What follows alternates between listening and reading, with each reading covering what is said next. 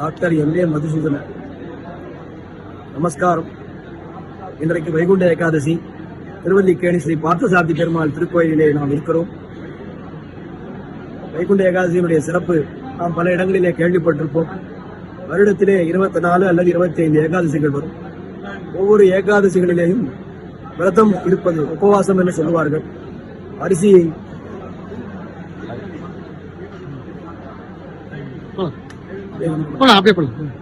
ஒவ்வொரு ஏகாதசி என்றும் உபவாசம் இருப்பது என்று சொல்லுவார்கள். அரிசியால் சமைக்கப்பட்ட அன்னத்தை உண்ணாமல் பகவானை பற்றியே நினைத்துக் கொண்டிருத்தல் அந்த விரதம். அப்படி ஒவ்வொரு ஏகாதசிக்கும் விரதம் இருந்தால் ஒவ்வொரு பலன் சொல்லப்பட்டிருக்கிறது. ஆனால் இந்த வைகுண்ட ஏகாதசி அன்னைக்கு நாம் இந்த உபவாசம் பற்றி இருந்தால் 24 ஏகாதசிகளுக்கு இருந்த இந்த பலனை இந்த வைகுண்ட ஏகாதசி ஒரு நாள் நமக்கு தந்துவிடும். இன்றைய தினம் அதிகாலையிலே நாம் கோயிலுக்கு சென்று நம்முடைய இல்லத்துக்கு அருகில் இருக்கக்கூடிய கோயிலுக்கு சென்று பெருமாளை தரிசிக்க வேண்டும்.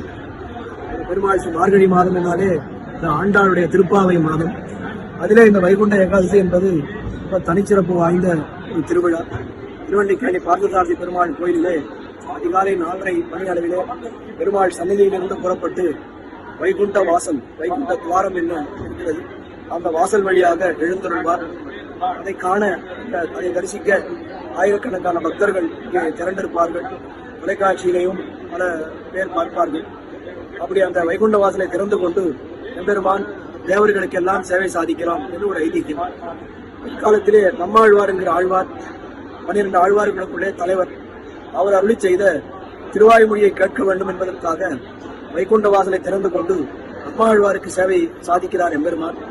நம்மாழ்வார் அருளி செய்த திருவாய்மொழி வேதத்தினுடைய சாரம் என்று கொண்டாடப்படுகின்ற ஒரு திவ்ய பிரபந்தம். அந்த திருவாய்மொழியானது எம்பெருமான் முன்னால் இன்று முதல் 10 நாள்கள் ஒரு நாளைக்கு 100 பாசுரம் வீதம் அது ஓதப்படும்.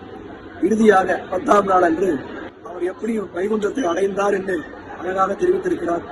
அந்த பாசுரங்களை எல்லாம் சொல்லும் பொழுது நம்மாழ்வார் அப்படியே எம்பெருமான் அந்த திருவடி தொழுதல் என்று சொல்வார்கள். எம்பெருமானுடைய திருவடிக்கு, பார்த்தசாரதி பெருமானுடைய திருவடிக்கு நம்மாழ்வார் சென்று சேர்ந்து விடுவார். அந்த உற்சவத்திற்கு ஆழ்வார் திருவடி தொழுதல் என்று பெயர். அந்த உற்சவத்தோடு இந்த வைகுண்ட ஏகாதசி திருவிழாவானது இன்றையிலிருந்து ஆரம்பித்து 10 நாள்கள் விசேஷமாக எல்லா கோயில்களிலேயும் நடக்கும். நம்முடைய ஸ்ரீ பார்த்தசாரதி பெருமாள் திருக்கோயிலிலே மிக மிக விசேஷமாக நடப்பது என்பது தனிச்சிறப்பு.